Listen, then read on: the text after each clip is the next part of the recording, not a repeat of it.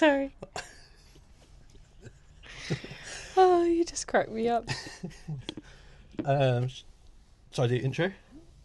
Yeah. Or the welcome? Yeah. Okay. Indeed.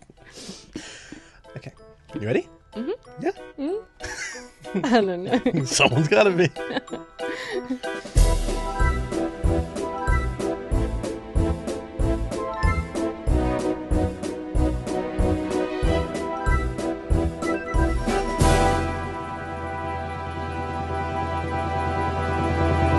Hello and welcome back to Livin the Dream with me, Ryan. Me, Mackenzie. How are you? I'm very good. How are you? I'm okay. I'm getting through it. You're living the dream. I'm living the dream one way or Ooh, another. Lord. Yeah.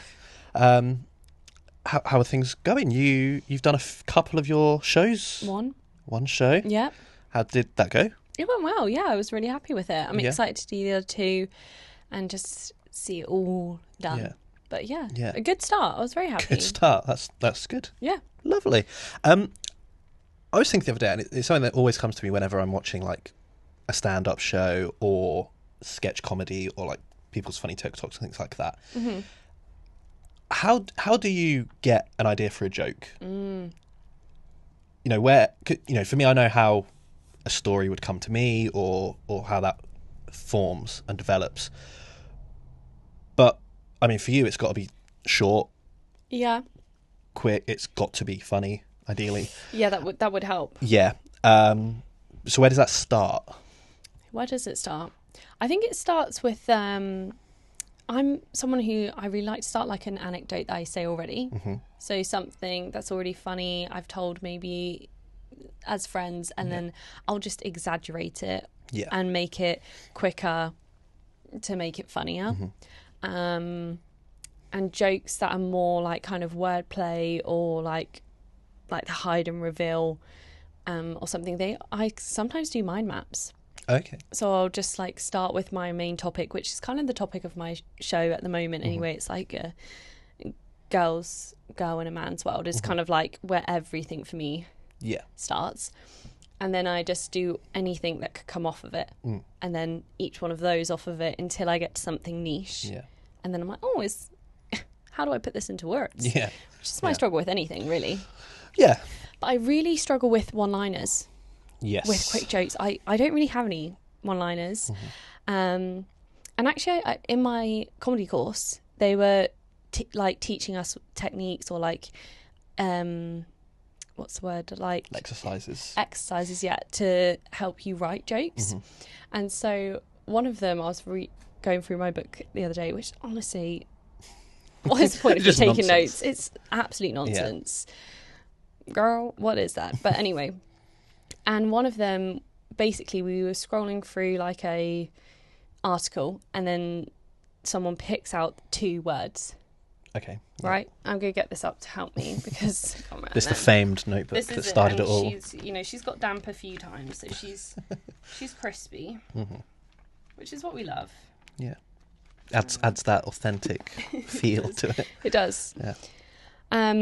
So yeah, in the article, they picked out tube stations and animals. Okay. And then they're like, everyone go off, we'll have 5 minutes, we'll mind map, we'll come back together and we'll, together we'll come up with a one-liner. Right. We came back together. I'm not sure. And this is what's fun about the world, is that everyone's mind goes in different places. Yeah. And how many of you were there in this group? I think there was 12. Right. Okay. So I'll read you mine. And I'd like to preface this by saying I am a comedian, but not a one-liner. And this was from maybe not a long time ago, but yeah, this was a while ago. Yeah. This was a while ago. Also, pages are falling out. This is how chaotic it gets. What am I meant to say about tube stations and animals? I don't know. So I've put... I thought that was the start of your joke. Literally. These aren't jokes. These are the initial mind maps. Yes, okay. So you can help me make a joke out of this, maybe. Yeah, all right. So I put Zootopia, which is actually a banging film, is it not? It is, Love yes. that. And I said, different animals on trains. How would it work? I think there's a premise there. So then a spin-off from that, like I like to do on my mind maps, is giraffes a tool. the metro line, ? Are they going to fit on that? Is, I think, where I was going with it. Yeah. You know? So how are we getting the rats and giraffes together? Yep. And then I put dog barking. Nice. Yeah. Yeah.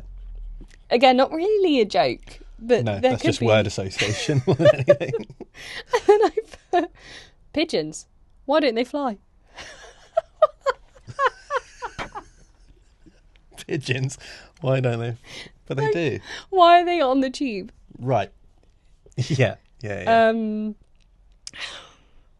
then I put tube and hamsters. Again, that's more of the word association than... Helps the tube, yeah. So, yeah. Yeah. And what was the eventual? I actually didn't write it down, so I'm not sure. All of that. If you can help me come up with Do you one. remember, like, how it felt hearing other people's ideas? Yeah, or I thought I shouldn't have gone first. Missed the mark. Near the start. I shouldn't have gone. I was like, guys, my giraffe tool thing, that's quite good. And then, Stay with me. Stay with me here. Yeah. And then everyone else they were more of a put together sentence. And I thought, oh, here we go. Mm-hmm. That's quite a hard exercise, though, I think. Yeah. Because as well, it's hard to fit into your set. So there is another exercise. Why can't I remember that name? Word? Anyway. This is more for one-liners. Okay. And I'll give you guys an example. So it's when you use like a common phrase. And we all know I love phrases. So there should be some up there. And then you end with something else. Like a twist to it, or like accounts, like something that doesn't make sense with the phrase. Yeah. I didn't explain that well. No. This was this is Peter Kay's. Yeah. So my dad always used to say, always fight fire with fire, which is probably why he got thrown out of the fire brigade. Mm-hmm. It's not my joke. I really like this one. Stephen Wright. Mm-hmm. He said, if at first you don't see... he didn't say that. He said, if at first you don't succeed, skydiving definitely isn't for you. I quite like that one. Oh, that's clever. That is clever. That is a good one. So I thought, do you want to try and make one together? Yeah. Live on the podcast, not live because we're going to edit out all the bad stuff. Uh-huh. There won't be bad stuff because we're No, really funny. Because you're a yeah. professional comedian. But and I'm not a writer. one-liner queen. I've never claimed to be that. No. So give me some phrases that come to mind. Phrases or words? Or like common phrases. Don't just give me... Turn over a new leaf. That's a good one. Okay, turn over a new leaf. So it could be like... My aunt always used to say... Autumn's when you can turn over a new leaf. But that's how I got bit by a spider.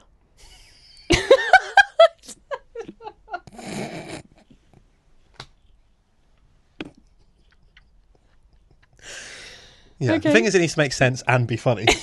Yes. That one does make sense. Okay. I'm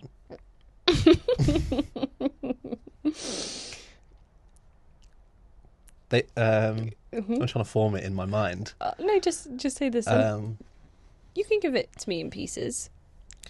They say it's good to turn over a new leaf, unless it's proved from the Bake Off, and then that's detrimental to our health. I don't get it. Prue leaf. Oh. That's all I can think of with leaf. That's all I can think of. Sorry. I'm also just not maybe smart enough for one-liners. No, Prue leaf is. I didn't know it was Prue leaf. Well, it's Leith. No, it is leaf. Oh. But it's leaf more than leaf. Oh, I like it. Tell your face that. Didn't laugh once. We don't have to do that phrase. No, okay, Bob's your uncle. No, he's not. Yeah, I was thinking he's dead. something like that. So at least we're on the same wavelength. Yeah, okay. I always say phrases as well. Why can't I think of any? Swings and roundabouts. I say that a lot. Yeah, swings and roundabouts. My cousin always says swings and roundabouts. But he's never been to a park. That's a good one. I like that. One way or another. Okay.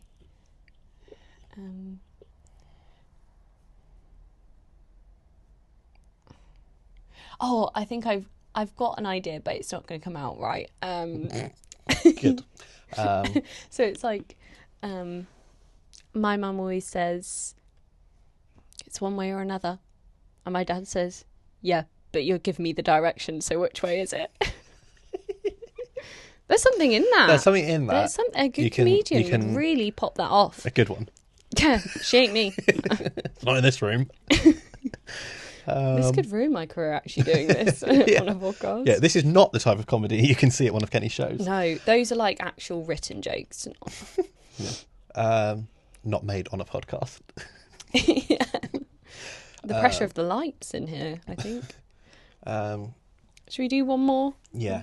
Try one more phrase and then we'll give up and I'll find a new career. I'll find a new dream. Yeah. Yeah. Another phrase. Another phrase. Okay. I do love... And that's not really going to work for anything. I was going to say hindsight's a wonderful thing. What am I meant to say to that? What's the other one I always say? Hope for the best, prepare for the worst. Yeah, there's not much room in that one. Hope for the best, prepare for the worst. No. But I should have prepared for... Myth. See? There we go. You're doing great. Slowly comes to you.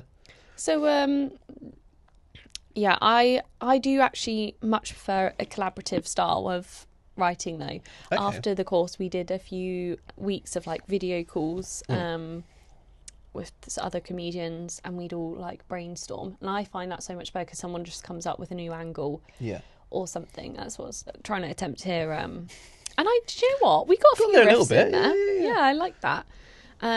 Do you prefer like collaborative, or are you much more like... I've never really written with anyone else, which is something I'd love to do, and there's people that I want to do that with. I think it would have to be, if I was going to collab with someone, it would be an idea we both come up with. Oh, okay. So I don't think I could. Knowing myself, I think if I went to someone with my idea and said, "Oh, let's write this together," and then they were like, "Oh, what about this? Or what about this?" I'd be like, "Well, that's not the idea. That's not the character. That's not what's happening here." Yeah. Yeah, I do find that. I find as well in comedy, it's very much, and you'll probably explain to me this, how it works in writing, but it's very much your persona needs to tell the joke. Mm-hmm. So like, my jokes wouldn't make sense by someone else. No. Because they're very much orientated to how my character on stage is. Yeah. So when someone will suggest something, I'm like, oh, okay, I like the premise of that. Yeah. But I will almost never... No, I never would say it in the words that they said it to me. Yeah. Because also I just won't remember it like that. No. I at one of the network events recently, I was speaking to someone called Abby, who I think might watch this, so shout out Abby. Hi, Abby. She's a poet. And don't we know it? She writes poetry, but she has other people read it sometimes. Oh, I love spoken poetry. And she likes hearing her poetry from other people. Because they don't have the weight behind it of, why she written it and the feelings. So they're reading it and interpreting it in a different way. Yeah, that's true. That's very interesting. Yeah, it's like, because with writing, it's a bit different because, if you write a script and give it to someone... You want them to say it. Yeah, you want them to say it how it's written, and it's got all the other... You have the description and the setting, and... you can kind of pitch the vibe of it, of like, oh, this is a dark show, or this is a comedy, and they'll read it a certain way. But would you say, in like a sentence, for example, I've always wondered this, do they say like, oh, emphasise this word? Or is that the actor's choice? It depends. I think, well, with my writing, if it's important that it's emphasised, then you would underline it, italic, bold it, however. But I know there are a lot of scripts that are just written plainly, and then it is up to actors, directors, kind of working through it. Do you even find that idea scary to let go of that bit as well? Or do you think that would be interesting to see how people took it? I think it'd be interesting because I've not had that experience yet. I've not really had people read it or hear how people read my script. Yeah. The most I've done it is when me and you read my script. Yeah, and I'm dyslexic, so it wasn't strong. It's all right. It's all right. Thank you. But it was... Obviously, I was reading my part as I'd written it. Yes. And knowing how that character should feel and everything like that. But you were kind of reading it how I thought. As you were just looking at it, interpreting it in the moment. You hadn't read it beforehand. No. And more literally taking what you say for what you say and reacting with the next sentence you've put. That's how I'm going to react because that's what I was given. Do you know what I mean? Yeah. So it's interesting because it's like even like reading books. You'll read like a quote, someone speaking, and you can read it a certain way, and then it like describes it how they're, and you're like, oh, that's not actually how I interpreted what they said straight away. But then you're told how they feel and things like that. So yeah, it's a lot of different. This is a complete side note, but I just find it so interesting. Is that I was listening to radio the other day, right? And they were talking. I can't remember the name of it, but it's basically when you're mind blind. Okay. So I can't remember the word of it. It's really annoying. But anyway, you're mind blind. Yeah, you're mind blind. But so when you say a story or anything, I kind of picture it in my head, like I'm seeing it, but not obviously literally, but I'm seeing it play out in my head. And we were listening to this radio, and the person they had on was like, "I don't have that. Like that's what this condition is you don't have it." And my dad, who was in the van with me listening to it, was going, "What are these people on about? Like, who's seeing stuff in their head?" And I was like, me. Most people. What are you doing? Yeah. And he was like, "I'm just thinking." I'm like, "Yeah, but with pictures, right?" No. And we meant more, and also I was like, "So picture Mum's face right now." And he was like, "I don't know." And he couldn't. He like does not have a picture in his head. And I'm there, like I picture her in a kitchen, can think of the cardigan. Do you know what I mean? Yeah. Yeah, I've got images in my head, yeah. How does it work if you don't? Yeah. And like, so my friend came around, and I was still in disbelief, so I was like, listen to this whole thing. And so she was like, "So remember your childhood house? And like, you know how you take yourself round, like you might walk around? He's not doing that. He's just thinking." Yeah. So how would someone enjoy a book like that? How would someone... Yeah. How does that work, sir? Or like even have like listening to audio, because I do struggle with that a bit. So do you? I love reading. I can build the world in my head. I think as a writer, that's just something I do anyway. Yeah. But when I listen to like audio dramas, so like podcasts and stuff, I can listen to that fine. It's a totally different thing. But if I'm listening to like an audio drama, I can't stay focused because I can't see it. Wow. Okay. Even though I'm hearing it, I'm hearing sounds, and you're not picturing the characters. I can't. Or... Yeah, my mind drifts quicker with audio stuff. So when I do my comedy, I have some stories in there. Yeah. Are you picturing the stories play out, or are you just listening to it as a joke? I think just listening. See, because I'm seeing you perform it. Yeah.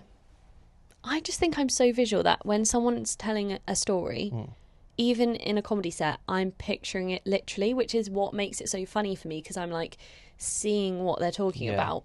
And so that's why I find when I write, I write very like image focused. Like I want you to picture me doing these things because that's what is funny in my mind. So then I'm like, how do you write for someone who doesn't? With comedy, there's certain times where I do have that image come to my mind, but that's as long as the comedian is explaining it right and creating this image. And it's also down to them.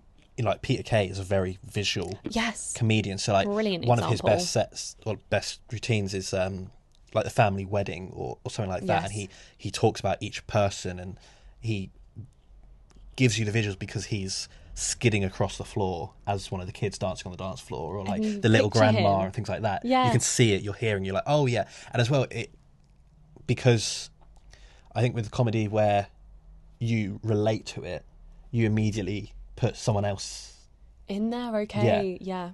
So you're maybe you put yourself in that situation, or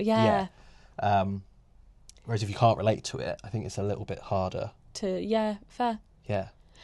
I also love, Mickey Flanagan's his famous part about the holiday when he ate the bad food. Yep. Famous bit. If you haven't seen it, go look it up. Brilliant. But that to me, so visual. Yeah. So you can really. There's a really cool TikTok account that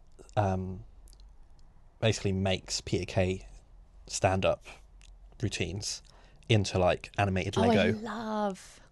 Yes. And it just gives you that extra like visual thing. It's so cool. They actually did that on Comedy Central, but I don't know if it was just on their YouTube, if it was on actual TV. But they did. Did you see it?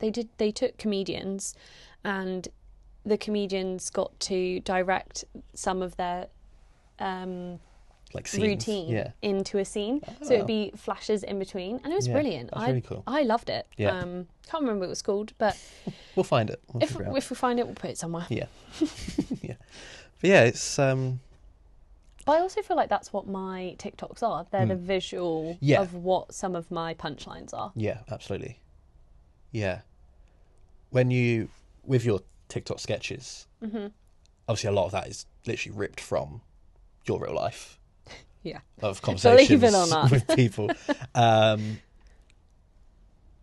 But when does something happen, you go, I can make a sketch out of that, or I can put that into my routine? I have found lately I'm like testing on friends, and not on purpose, but like I'll just come to you or friends, or like I'll come home to my mum and start telling a story, and if it gets a good reaction, I'm like, oh yeah, let me tell that again. And if I tell it again, I'm like, okay, let me make this properly funny, let me pick up where they're laughing, pick up where they're not.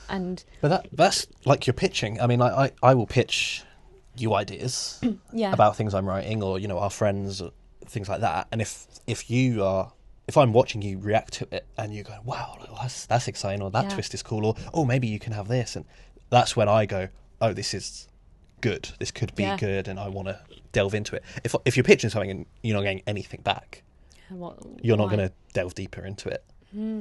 What for you, what is the most exciting reaction you're looking for? Because obviously mine's just laughter. I literally just want people to laugh. You could make people cry. I like when I see people, again, like after I've pitched them something or they've read something and they go, I haven't stopped thinking about this. Yeah. Or I've told someone about this. That is me for that. Love that. I think I read my friend Nova just like a outline of an ending to a TV series that I want to write. I've already written the end of this series, not written a single other thing about it. Oh, I love that. But I was just like, because it's one of those, I can visualise that moment perfectly. And I was reading it to her and she was crying in front of me. And like that reaction is like crazy. Yeah, that's great.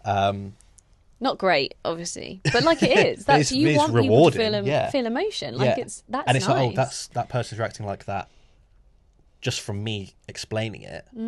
But that's why I think, would it be better for you to do it collaboratively, so you can see like, okay, that bit sparks an emotion, that bit doesn't. Can I make that bit that doesn't shorter? Or and there is stuff I've sort of half developed with other people, you know, and it's literally just on messages being like, oh, like this happened, and then and this happened, and that it gets you excited.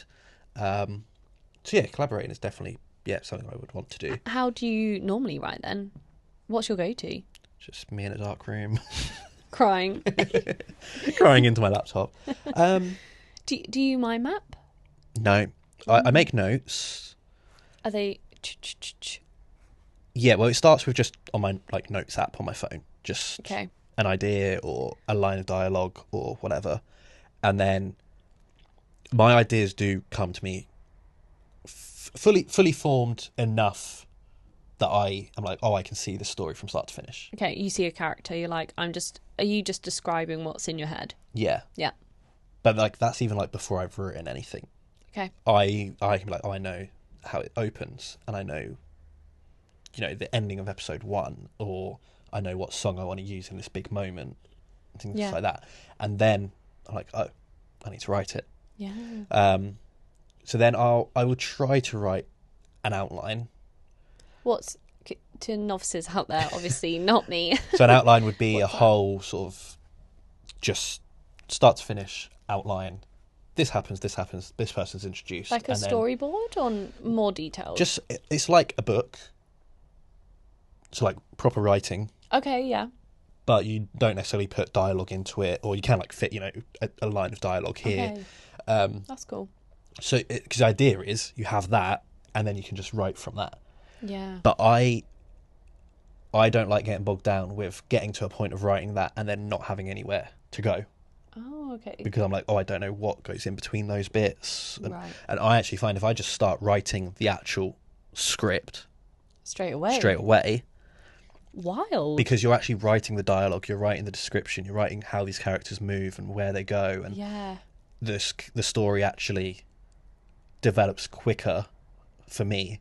Yeah, because I'm writing it already. But do you not find like you can't write as fast as when you get excited, you're like, oh wait, and then this will happen, and you're like doing your speech marks, you're like, yeah. And there's times where I'll be writing, and then like what I'm currently writing informs something that I'm going to write later, whether it's a character harking back to it or whatever.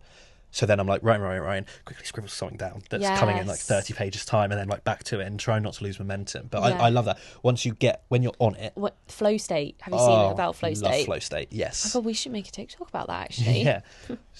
Flow state for Ryan. And yeah, you're just in it, and you just rock it through it. Is that your favourite bit? Yeah. Yeah, I love that. And it's when you're writing something and you believe in it at that point. Yeah, and you're like, whoa, this is good. Then you come back and you're like, yeah.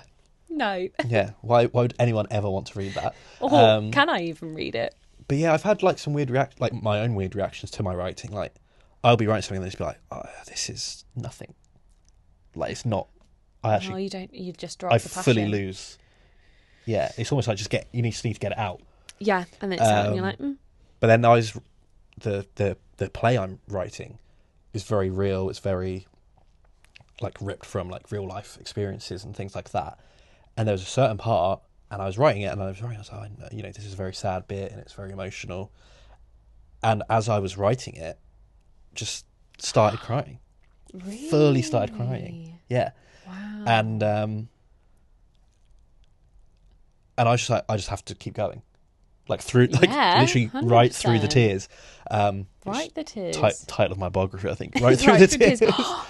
Yeah, that's a great title.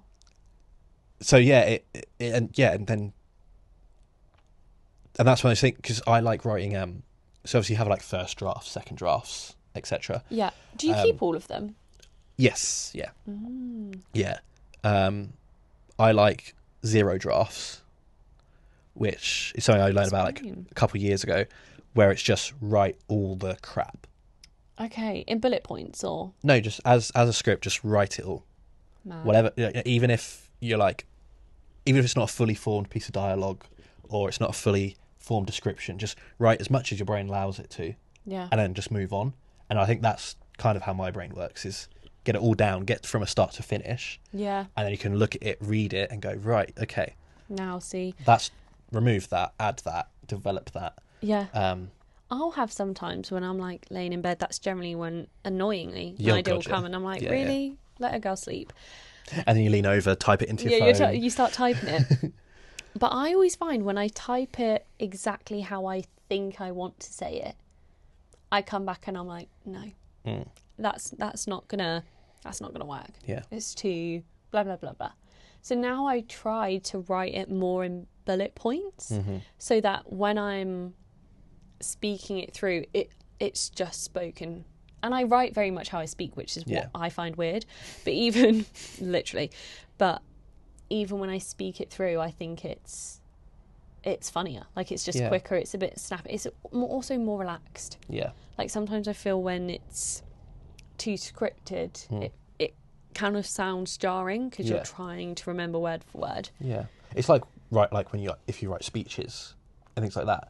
I think I did a couple at school and things. You write it word for word. Actually, there was more recently. I was in a process for a job, for a TV job, and don't leave us. I didn't get it. There was like one of the parts of it was you had to have a phone call interview with someone, and they kind of gave you like 2 or 3 questions, and you prepare your answers, etc. Yeah. So I'd written what I wanted to say in these big paragraphs. I was like, perfect. I could be on the phone reading on my laptop exactly word for word. Phone call, lovely, like at ease, nice, lovely. Ask the question, start reading it. Didn't say a single word how it was written. No. But I was following it, and I was just like, okay, because then I was reading, I was like, this sounds too... Beep, boop, beep, boop. Yeah. Could have used a word there.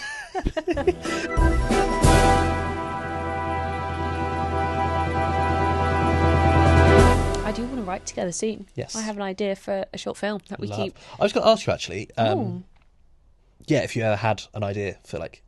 Because I obviously, as someone who just constantly has ideas coming to him... What life? What a life. I'm jealous, honestly. For people who just don't write or don't feel like that.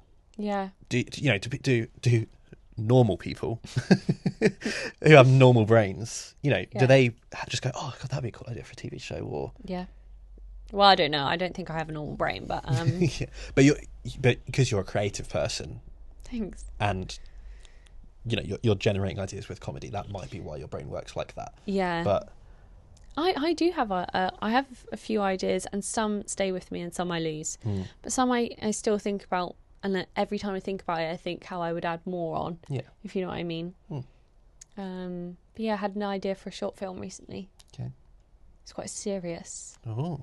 I know. It's like I can't write any comedy, so instead I'll do the absolute opposite. So yeah. got no new funny ideas. Well, I can't write comedies. That's why I write the most miserable dramas. Because I just can't. Yeah, I can't. Because I find myself somewhat funny, but naturally funny. You are funny. Yeah. If I'm trying to be funny, I don't think it works. I would say you're funny. Okay. On the whole. I feel like that. You still weren't disagreeing with what I said, but I don't know when you tried to be funny. No. Like in this podcast, you're funny. Yeah. And I promise I'm not. I'm barely trying. He's not trying. He literally doesn't care. When I can't remember how old I was. Like maybe 12. I don't know. Oh. Somewhere in my teens. We were going on a family holiday, and it was one of those get up at like 3 a.m. to go to the airport and all that. And I decided on that car journey, I was the funniest person alive. And I came up with a joke. A one-liner joke, actually. Please tell it. Okay. Yeah. So I thought at 3 a.m, this is... Is this the joke, or you saying something? Okay. This is the funniest thing anyone in the world has ever come up with. Yeah. And I still, to this day, I mean, my parents and my sister told me immediately that was not the case. Oh. And to this day, I still think it's a clever joke. Yeah. Okay. Brace yourselves. I'm braced. I thought I was losing my eye. I must be losing it. And that's all for today on Living the Dream. Thanks for...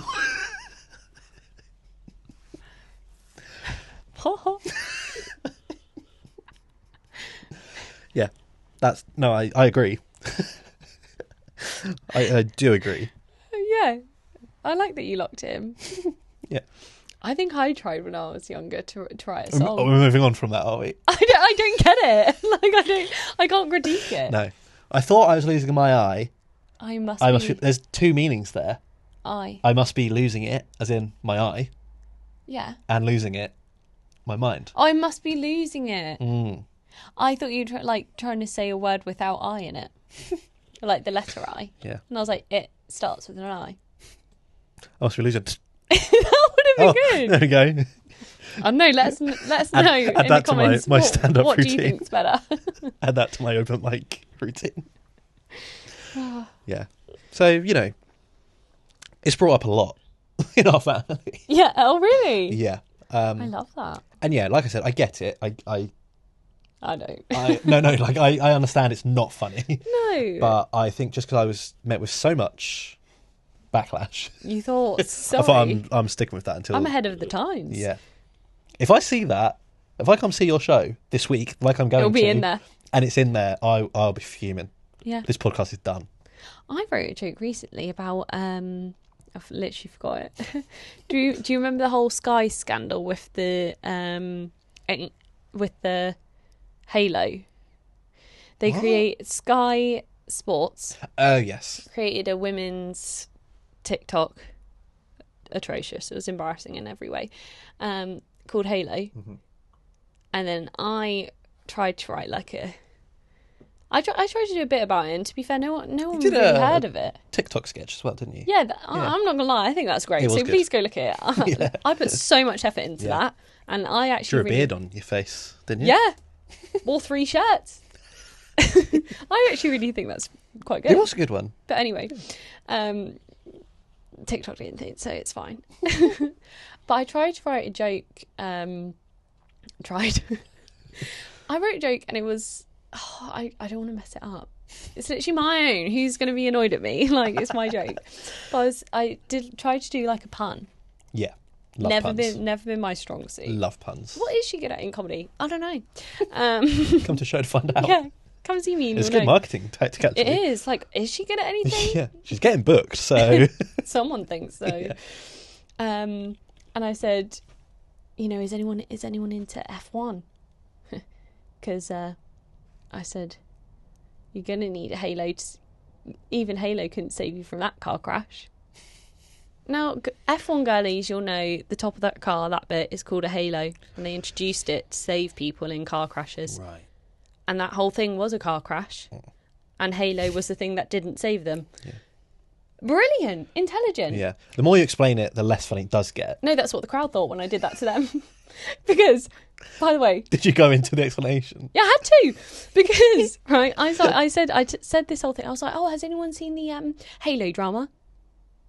Anyone? No one. Brilliant. I said, guys, anyone? Well, I've just written 2 minutes about it, so lock in. So I had to explain it. And then I was like, okay, did a few bits about that. Some people found something funny. Then later on, I was like, so is anyone an F1 fan? One girl was like, me. And I was like, I wrote a joke and I think it's really clever, so I'm going to tell you. And then she went, yeah. At the end, not haha. She went, yeah, you tried. You're right. And then I was like, now I have to explain it for everyone else, which I didn't. And that's eating into your 5 minutes on stage. That was my 10 minutes, literally, Wow. which is why I whittled on a bit. It's not in the set anymore. But I made a good TikTok, so go check it out. Yeah. Sometimes it just doesn't work out. To be fair, that was me thinking of it on the drive there, because I wanted to be a topical. I'm not really a topical gal, and I thought, you know what? Yeah. Maybe I could be a little topical. And you can't. I mean, I can't do topical puns, one-liners. It's a process of elimination. Yeah. You can do sketches. Sometimes. And the other stuff you do.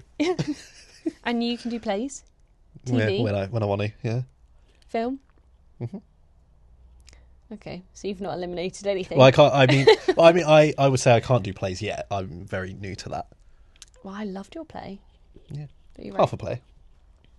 Have a quarter. I still like it. It's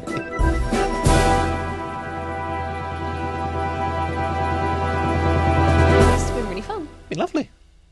It's been very interesting. Very interesting. We've got to go though, because we've got to come up with. I've got to tell him about my short film idea. Oh yes, yeah. And maybe you'll see a link to it here. That's one more thing I need is another project with me.